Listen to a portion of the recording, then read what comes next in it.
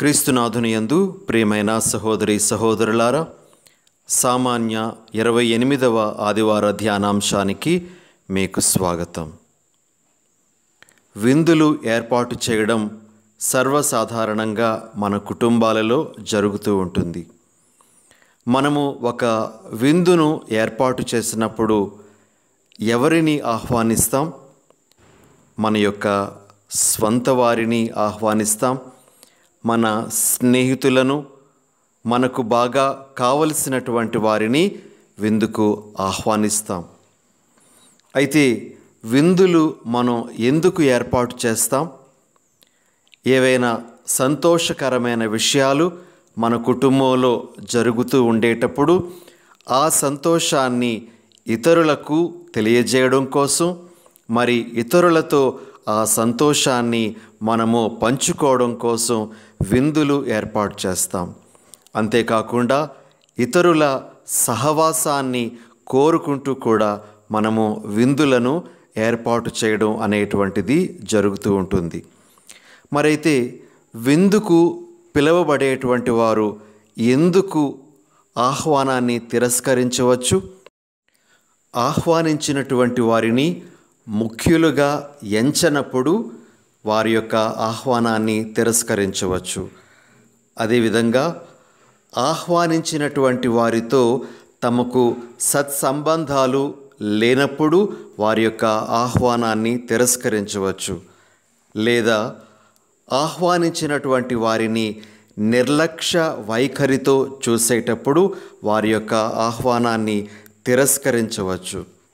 లేదా ఆహ్వానించినటువంటి వారి యొక్క విందు కంటే తమ పనిపాటులే, తమ యొక్క కార్యకలాపాలే ముఖ్యమని భావించేటప్పుడు ఆ యొక్క విందును తిరస్కరించవచ్చు. ప్రియ సహోదరి సహోదరులారా, ఈనాటి సువార్త పఠనంలో యేసు ప్రభువు పెండ్లి పిలుపుకు ఆహ్వానము అనేటువంటి ఒక ఉపమానాన్ని పరిసయ్యుల ముందు ఉంచుతూ ఉన్నారు. మత్తయి సువార్తకారుడు యేసు ప్రభు యొక్క ఆఖరి దినాలను దృష్టిలో పెట్టుకొని ఈ ఉపమానాన్ని యేసు నోట ఉంచడం అనేటువంటిది మనము చూస్తూ ఉన్నాము. ప్రియ సహోదరి సహోదరులారా, అంతేకాకుండా మత్తయి సువార్తకారుడు తన యొక్క సువార్తను సుమారు 85వ సంవత్సరంలో రచించటం జరిగింది. అయితే అప్పటికే కొన్ని సంఘటనలను ఈ సువార్తకారుడు చూసి ఉన్నాడు. అందులో ఒక ముఖ్యమైనటువంటి సంఘటన యూదులకు అత్యంత ప్రీతిపాత్రమైన ఆరాధ్యనీయమైన యెరూషలేము దేవాలయము పతనమవడం, యెరూషలేము నగరం అనేటువంటిది ధ్వంసం కావించబడడం అనేటువంటి విషయాన్ని మత్తయి సువార్తకారుడు చూసి ఉన్నాడు. మరి దాని ప్రస్తావనను పరోక్షంగా ఆయన ఈ ఉపమానంలో పొందుపరిచినట్లుగా మనము గమనిస్తాం. మత్తయి శుభవార్త 22వ అధ్యాయము 7వ వచనంలో మనం ఈ విధంగా చదువుతాం. అప్పుడు ఆ ప్రభువు మండిపడి తన సైన్యమును పంపి ఆ హంతకులను హతమార్చి వారి పట్టణమును తగులబెట్టించెను. ప్రియులకు దేవుని బిడ్డలారా, చరిత్రకారులు క్రీస్తు శకము 70వ సంవత్సరంలో యెరూషలేము దేవాలయము ధ్వంసం చేయబడింది అని తమ యొక్క రచనలలో పొందుపరచటము జరిగింది. మనకు ఈ విషయాలన్నీ కూడాను ఆనాటి చరిత్రకారులు రాసేటువంటి గ్రంథాలలో చాలా స్పష్టంగా కనబడతాయి.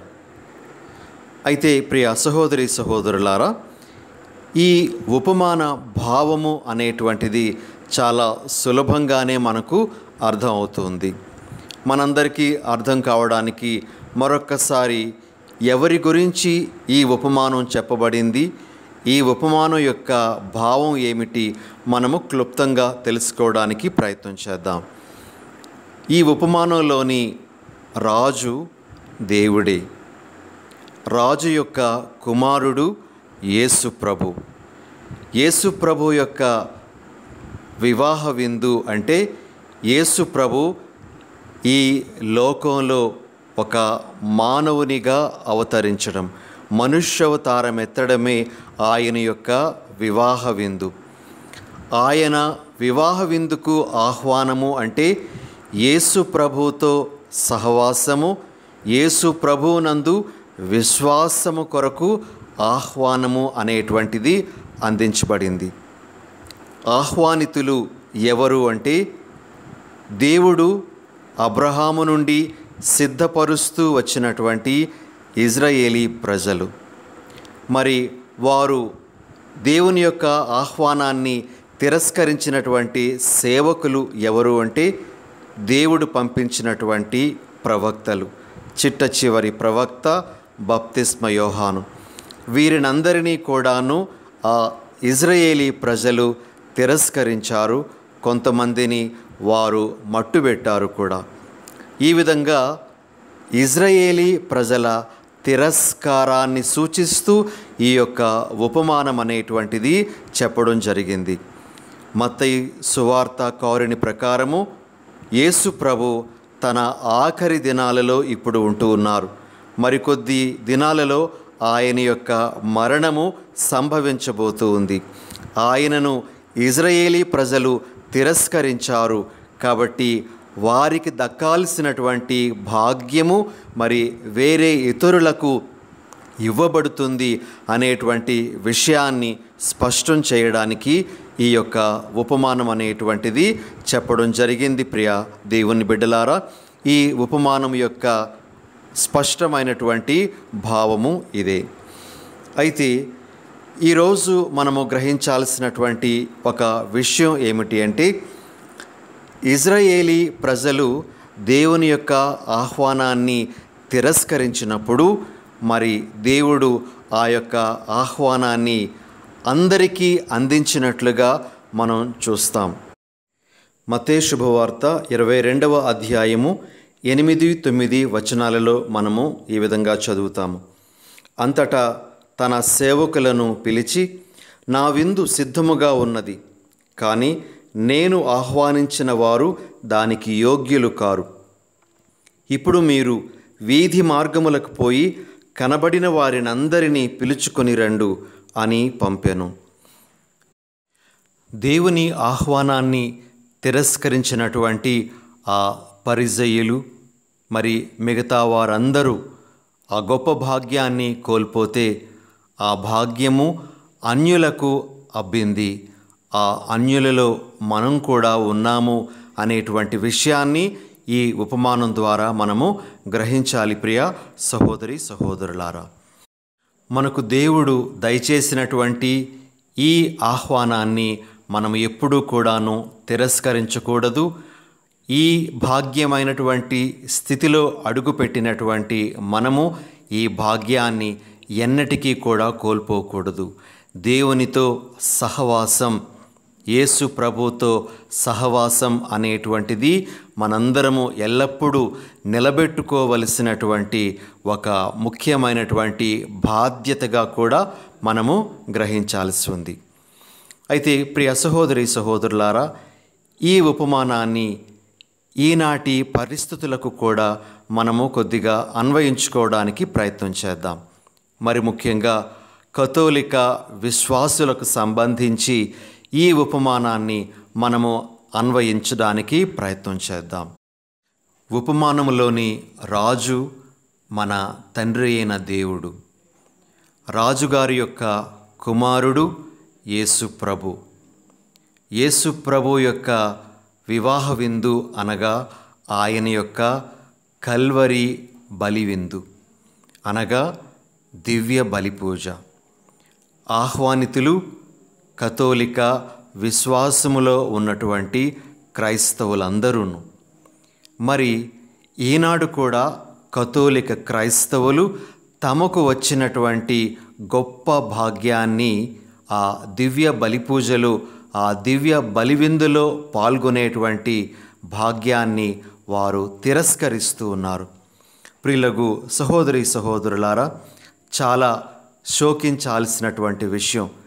ఆనాటి ఇజ్రాయేలీ ప్రజలకు సంబంధించి మనము ప్రసంగాలు చెప్పుకుంటూ వారిని ఖండించడం మాత్రమే కాదు, ఈరోజు మన గురించి, మన కుటుంబాలలో దివ్య బలిపూజకు దూరం అవుతున్నటువంటి వారి గురించి కూడా మనము శోకించి ఈ ఉపమానాన్ని అన్వయించాల్సినటువంటి అవసరం ఉంది.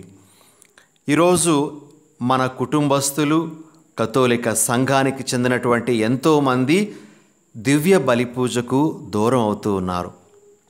వారు దివ్య బలిపూజను ఒక కర్మకాండగా మాత్రమే చూస్తూ ఉన్నారు. ఒక రిచువల్, ఒక కర్మకాండ అని మాత్రమే దివ్య బలిపూజను చూస్తూ ఉన్నారు.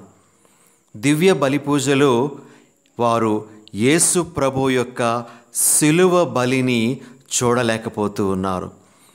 దివ్య బలిపూజలో యేసు ప్రభు యొక్క ప్రత్యక్ష సన్నిధానాన్ని వారు గ్రోలలేకపోతూ ఉన్నారు. ఆ యొక్క విషయాన్ని వారు గ్రహించలేకపోతూ ఉన్నారు.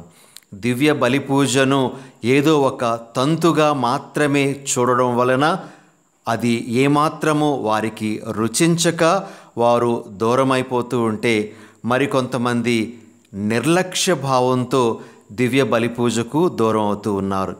తమ యొక్క సమయాన్ని వేరే విషయాలకు వెచ్చించడం ద్వారా, వేరే పనిపాటులలో మునిగి తేలడం ద్వారా దివ్య బలిపూజను వారు నిర్లక్ష్యం చేస్తూ ఉన్నారు. ఆ యొక్క ఆహ్వానాన్ని వారు తిరస్కరిస్తూ ఉన్నారు. ప్రియులకు సహోదరి సహోదరులారా, గొప్ప భాగ్యాన్ని, గొప్ప అదృష్టాన్ని వారు చేజేతులారా పోగొట్టుకుంటూ ఉన్నారు. ఇప్పటికిప్పుడు వారు ఆ విషయాన్ని గ్రహించేటువంటి స్థితిలో లేరు. దివ్య బలిపూజ యొక్క గొప్పదనాన్ని వారు చవిచూస్తే తప్పించి ఆ విషయము వారికి అర్థం కాదు అనే విషయాన్ని మనము ఈ సమయంలో గ్రహించాల్సి ఉంది. అయితే దివ్య బలిపూజను అనుభూతి చెందినటువంటి ఎంతోమంది పునీతులు ఆ దివ్య బలిపూజ గురించి చెప్పినటువంటి కొన్ని విషయాలను మనము ఈరోజు ఒకసారి నెమరు వేసుకోవడానికి ప్రయత్నం చేద్దాం. 13వ శతాబ్దానికి చెందినటువంటి పునీత థామస్ అక్వైనస్ గారు గొప్ప వేద పండితుడు. ఆయన దివ్య బలిపూజ గురించి ఈ విధంగా చెప్పడం జరిగింది. The celebration of Holy Mass is as valuable as the death of Jesus on the cross. యేసు ప్రభు యొక్క శిలువ మరణానికి ఎంత విలువ ఉందో అంతే విలువ దివ్య బలిపూజకు కూడా ఉంది అని ఆయన చెప్తూ ఉన్నారు. అనగా యేసు ప్రభు యొక్క మరణము ఎంతటి గొప్ప కార్యాన్ని సాధించిందో అదే ఈనాటి దివ్య బలిపూజ కూడా సాధిస్తుంది అనేటువంటిది ఆయన యొక్క భావము. దివ్య బలిపూజకు అంతటి గొప్ప స్థానాన్ని ఈ పునీతుడు ఆపాదించటం జరిగింది. అదేవిధంగా 4వ శతాబ్దానికి చెందినటువంటి పునీత జాన్ క్రిసోస్టమ్ గారు, ఈయనను శ్రీసభ యొక్క పితృపాదులలో ఒకరిగా మనము గౌరవిస్తాం. ఫాదర్స్ ఆఫ్ ద చర్చ్ అని మనము చెప్పేటువంటి వారిలో ఈయన ఒకరు.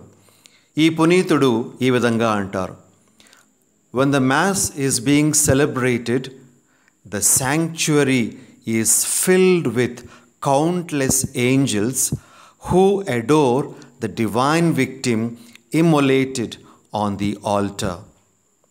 దివ్య బలిపూజ జరిగేటప్పుడు అసంఖ్యాకమైనటువంటి దూతగణాలు అక్కడ బలి కాబడుతున్నటువంటి యేసు ప్రభువును ఆరాధిస్తూ ఉన్నాయి అని. ప్రియ సహోదరి సహోదరులారా, చాలామంది పునీతులు తమ యొక్క దర్శనాలలో కూడా ఈ విషయాన్ని చూడడం జరిగింది. దివ్య బలిపూజ జరిగేటువంటి సమయంలో అసంఖ్యాక దేవదూతల దళాలు ప్రభువుని ఆరాధించడం అనేటువంటిది వారి యొక్క దర్శనాలలో వారు చూసినటువంటి విషయం. ఇక ఇంకొక పునీతుడు, మనందరము తరచుగా ఈ పునీతుని గురించి చెప్పుకుంటూ ఉంటాం. ఆయన 4వ శతాబ్దానికి 5వ శతాబ్దానికి చెందినటువంటి పునీత అగుస్తీన్ వారు. ఆయన ఈ విధంగా దివ్య బలి పూజ గురించి చెప్తారు. Recognise in this bread what hung on the cross and in this chalice what flowed from his side. Whatever was in many and varied ways announced beforehand in the sacrifices of the Old Testament pertains to this one sacrifice which is revealed in the New Testament. ఈ దివ్య అప్పములో సిలువలో వ్రేలాడినటువంటి యేసును గుర్తించండి.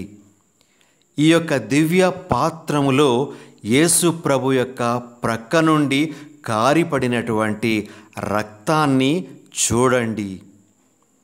పూర్వవేదంలో ప్రకటింపబడిన, పూర్వవేదంలో చెప్పబడినటువంటి అనేకమైనటువంటి బలులన్నీ కూడాను ఈ ఒక్క బలికే దారి తీస్తూ ఉన్నాయి.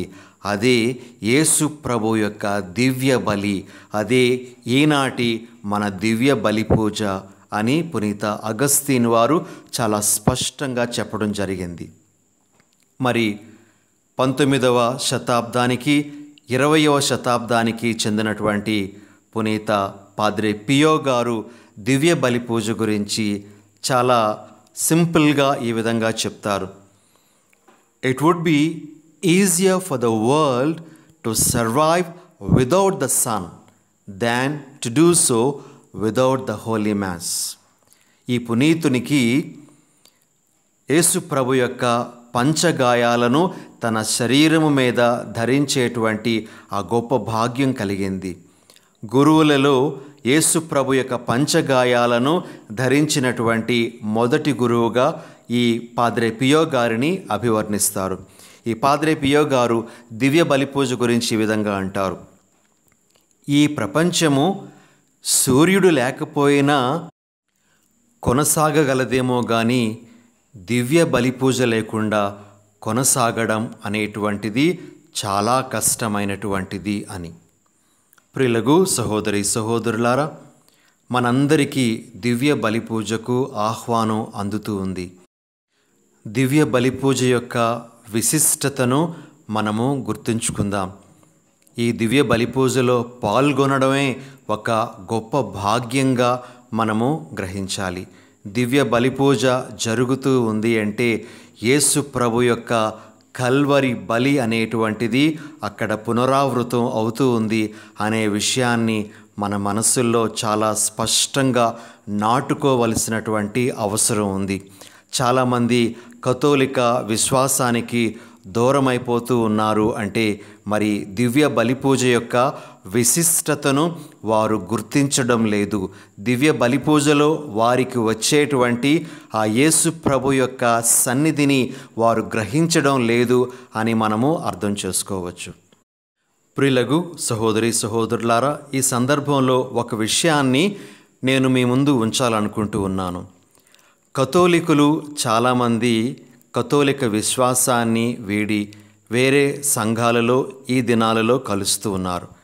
అయితే చాలామంది వేరే సంఘస్థులు కూడా కథోలిక విశ్వాసంలోనికి అడుగు పెడుతూ ఉన్నారు. ఆ విషయం చాలామందికి తెలియకపోవచ్చు, కానీ ఇది కూడా జరుగుతూ ఉంది. అయితే ఇలా వచ్చేటువంటి వారు బాగా దేవునిలో ఎదిగినటువంటి వారు, పరిశుద్ధ గ్రంథాన్ని బాగా క్షుణ్ణంగా చదివినటువంటి వారు కథోలిక సంఘంలో అడుగు పెట్టడానికి 2 ముఖ్యమైనటువంటి కారణాలను తెలియజేస్తూ ఉన్నారు. మొదటి కారణము ఏమిటి అంటే దివ్య బలి పూజ. దివ్య బలి పూజలో వారికి లభించేటువంటి యేసు ప్రభు యొక్క సజీవ సన్నిధానం, లివింగ్ ప్రెజెన్స్ ఆఫ్ జీసస్. ఇక రెండవ కారణము ఏమిటి అంటే ఫాదర్స్ ఆఫ్ ద చర్చ్, మన శ్రీసభ పితృపాదుల యొక్క రచనలలో వారికి కనబడేటువంటి అంశాలు. ఈ విషయాలను బట్టి కూడా వారు కథోలిక సంఘంలో మరి ప్రవేశిస్తూ ఉన్నారు.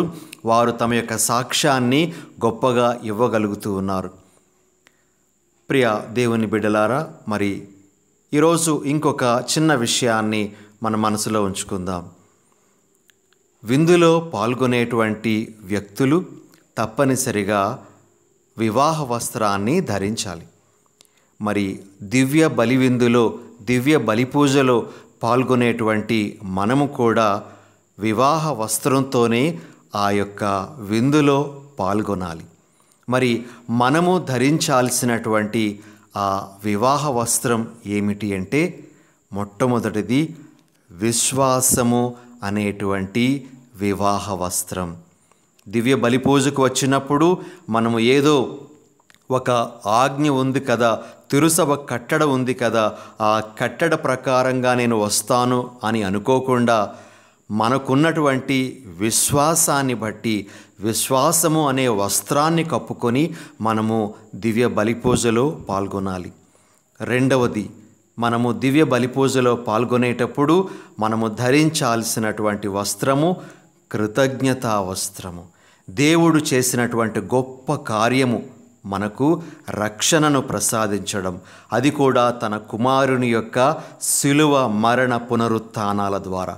దానికై వందనాలు చెల్లించటానికి మనము దివ్య బలి పూజలో పాల్గొంటాం. కాబట్టి కృతజ్ఞతా వస్త్రాన్ని మనము ధరించి దివ్య బలి పూజకు రావాలి. ఇక మూడవది, మనం ధరించాల్సినటువంటి ఆ వివాహ వస్త్రము పశ్చాత్తాపము. దేవుడు మన ఎడల చూపిస్తున్నటువంటి ఆ ప్రేమను తిరస్కరిస్తూ, ఆ ప్రేమకు వ్యతిరేకంగా మనం నడుచుకున్నటువంటి సందర్భాలను బట్టి మనము దుఃఖపడుతూ పశ్చాత్తాపము అనేటువంటి వివాహ వస్త్రం ధరిస్తూ ఈ వివాహ విందులో పాల్గొనాలి. ఈ గొర్రెపిల్ల దివ్య విందులో మనము పాల్గొనాలి. మరి ఆ విధంగా యేసు ప్రభు యొక్క దివ్య విందులో ప్రతి ఆదివారము, వీలైతే ప్రతిరోజు పాల్గొంటూ, తద్వారా మనము స్వర్గరాజ్యంలో చవి చూడబోయేటువంటి ఆ దివ్య విందుకు అర్హులము అవడానికి ప్రయత్నం చేద్దాం. ఇంకా చాలామంది కథోలిక క్రైస్తవులు దివ్య బలిపూజ యొక్క విశిష్టతను గుర్తించి ఆ దివ్య బలిపూజలో మనస్ఫూర్తిగా పాల్గొనేటట్లుగా మనము వారి నిమిత్తము ప్రార్థన చేద్దాం. దయగల ప్రభువా, ఈరోజు పెండ్లి పిలుపుకు ఆహ్వానం అనేటువంటి ఉపమానాన్ని మా ముందు ఉంచారు. ప్రభువా, ఈరోజు మాకిస్తున్నటువంటి ఆహ్వానము దివ్య బలి పూజకు. ప్రభువా, ఆ యొక్క దివ్య బలి పూజలో పాల్గొనడానికి మేము ఎంతో ఉత్సాహాన్ని చూపిస్తూ, మీ కుమారుని యొక్క బలి మాకు రక్షణను సాధించినటువంటి ఆ బలిలో పాల్గొనడానికి మేము ఎల్లప్పుడూ సంతోషవదనంతో వచ్చేటువంటి భాగ్యాన్ని మాకు దయచేయండి. అదేవిధంగా ఆ యొక్క విందులో యోగ్యతా వస్త్రంతో విశ్వాసము, అదేవిధంగా కృతజ్ఞత, పశ్చాత్తాపము అనేటువంటి ఆ వస్త్రాలతో మేము పాల్గొనే భాగ్యాన్ని మాకు ప్రసాదించమని మా ప్రభువైన యేసు పరిశుద్ధ నామమున అడిగి వేడుచున్నాం పరమ తండ్రి. ఆమెన్.